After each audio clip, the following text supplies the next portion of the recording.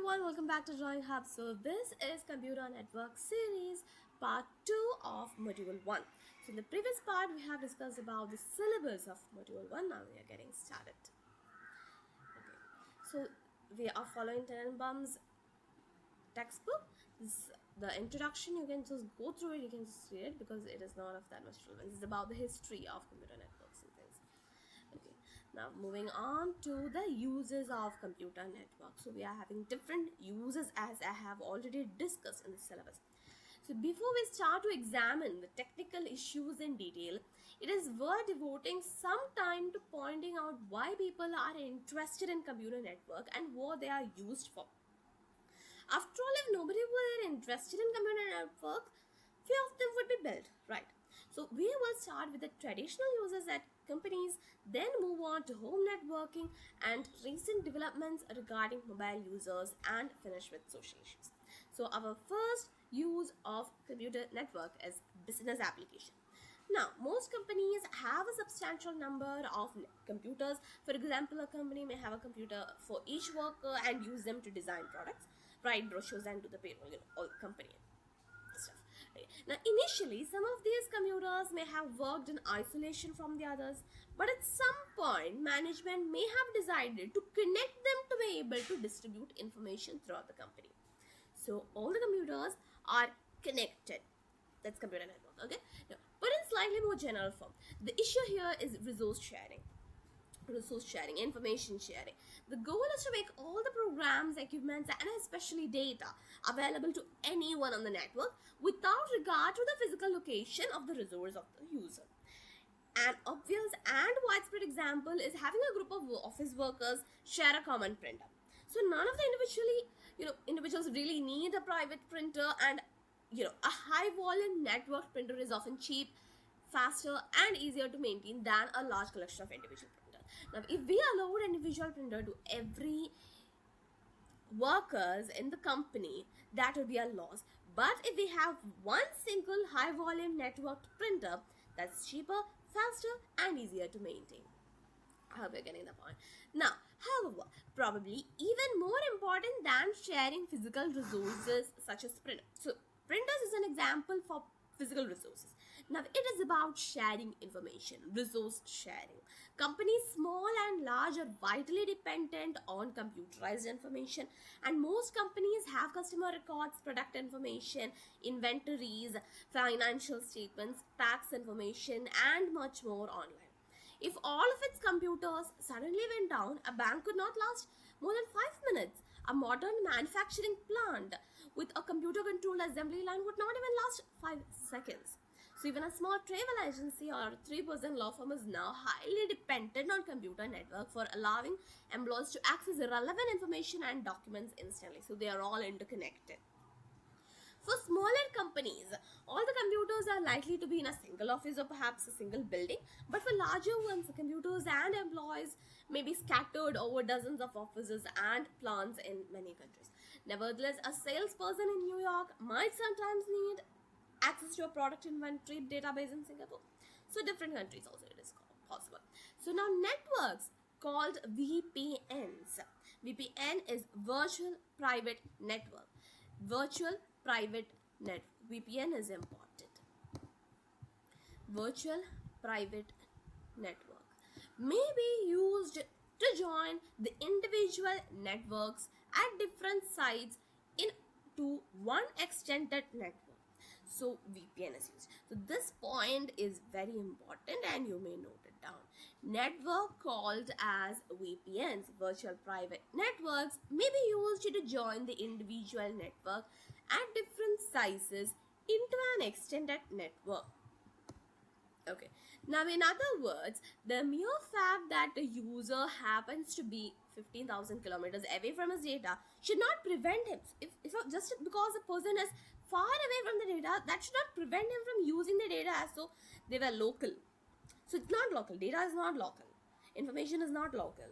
So this goal may be summarized by saying that it is an attempt to end the tyranny of geography. It's because based on the tyranny of geography, one should not be restricted. The data should not be local. Now, in the simplest of terms, one can imagine a company's information system as consisting of one or more databases with company information and some number of employees who need to access them remotely. So in this model, the data are stored on powerful computers called servers. So when data is stored on powerful computers called servers, they are actually maintained by a system administrator. So these are centrally housed and maintained by a system administrator, and the employees have simpler machines which we call as clients on their disk, with which they access the remote data. For example, to include in spreadsheets they are constructing, sometimes we will refer to a human user of the client machine as a client, but it should be clear from the context whether we mean the computer or its user. That's the preface. Now, the client and server machines are connected by a network. Note that we have shown the network as a simple oval without any details. So here is a diagram. So starting from, one can imagine a company's information system as consisting of one or more databases with company information and some number of employees who need to access remotely. So from here, a company's information, you can mark from here, start writing the point from here. A company's information system as consisting of one or more databases with the company information and some number of employees who need to access them remotely. In this model, the data are stored on powerful computers called servers. Often these are centrally housed and maintained by a system administrator. In contrast, the employees have simpler machines called clients on their desk, in which they access remote data. Okay, till remote data. The client and server machine, how they are connected. For that, you have to draw this diagram. That is a network with two clients and one server. We are having a server over here. The server is connected to the network and the network connects the server to the clients. So this figure you have to draw. Now this whole arrangement is what we call the client-server model. So this is important. It is widely used and forms the basis of much network uses. The most popular realization is that of a web application in which several server generates web pages based on its database in response to client requests that may update the database. The client-server model is applicable when the client and the server are both in the same building and belong to the same company, but also when they are far apart. Till here you have to write down. Okay. For example, when a person at home accesses a page on the World Wide Web, the same model is employed with the remote web server being the server and the user's personal computer being the client. Under most conditions, one server can handle a number, hundreds or thousands of clients simultaneously. If we look at the client-server model in detail, we see that two processes are involved. Okay, right? In the client-server model, we see that, you can rearrange the sentence. We see that two processes, that is the running programs, are involved. One of the client machines and one of the server machine. Now, if we look at the client-server model in detail, we see that two processes, that is the running programs, are involved. One on the client machine and one on the server machine. Communication takes the form of the client process sending a message over the network to the server process. The client process then waits for a reply message. When the server process gets the request, it performs the requested work or looks up the requested data and sends a reply. So this much you have to write. So what is happening here is, we have a client machine, we have a server machine, they are connected to a network. See, client machine and the server machine is connected to the network over here. Now this is connected to the network and client machine will process and will send a request. See, the request will be sent to the server machine. Now the server will process and will give a reply to the client machine. Okay. So there is client machine, that is what it is written over here. Are involved are on the client. Now communication takes the form of client process sending a message over the network to the server process. The client process then waits for a reply message. When the server process gets the request, it performs the requested work or looks up the requested data and sends back a reply. Now, the second goal of getting up a computer network has to do with people. So, you have to draw this figure also. Now, a second goal of setting up a computer network has to do with people rather than information or even computer. A computer network can provide a powerful communication medium among the employees. Now you can write here. A second goal of getting up computer network has to do with the people rather than the information or even computers. A computer network can provide a powerful communication medium among the employees. Virtually every company has 2 or more computers now has email, electronic mail, you can write here, which employees generally use for a great deal of daily communication. In fact, a common gripe around the water cooler is how much email everyone has to deal with. Much of it quite meaningless because bosses have discovered that they can send the same message to all the subordinates the push of a button.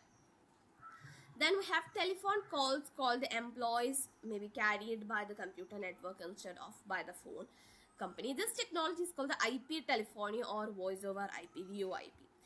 When internet technology is used, the microphone and speaker at each end may belong to a VoIP enabled phone or the employee's computer. Companies find this a wonderful way to save on their telephone bill. So by using the voice over IP telephony. Now, other richer forms of communication are made possible by computer network. Video can be added to audio so that employees at distant locations can see and hear each other as they hold a meeting. So, regarding the geography telephony. Now, this technique is a powerful tool for eliminating the cost and time previously devoted to travel. Now, desktop sharing is about different ways of sharing the information. So, desktop sharing lets remote workers see and interact with the graphical computer screen. This makes it easy for 2 or more people who work far apart to read and write a shared blackboard or write a report together, like the Google Docs. When one worker makes a change to an online document, the other can see the change immediately instead of waiting several days for a letter. Such a speed up makes cooperation among far-flung groups of people easy where it previously had been impossible. More ambitious forms of remote coordination such as telemedicine are only starting to be used, like remote patient monitoring, but may become much more important. It is sometimes said that communication and transportation are having a race and whichever wins will make the other obsolete. Now, a third goal for the companies is doing business electronically, especially with customers. Now, this model is what we call the e-commerce, that is electronic commerce, and it has grown rapidly in recent years. Airlines, bookstores, and other retailers have discovered that many customers like the convenience of shopping from home. Consequently, many companies provide catalogs of their goods and services online and take orders online. Manufacturers of automobiles, aircraft, and computers, among others, buy subsystems from a variety of suppliers and then assemble the parts. Using computer network, manufacturers can place orders electronically as needed. This reduces the need for large inventories and enhances efficiency. So we have 3 models. The third one is e-commerce and second one is communication medium, that is like electronic mail, and the first one is client server model. Home application we will discuss in the next video.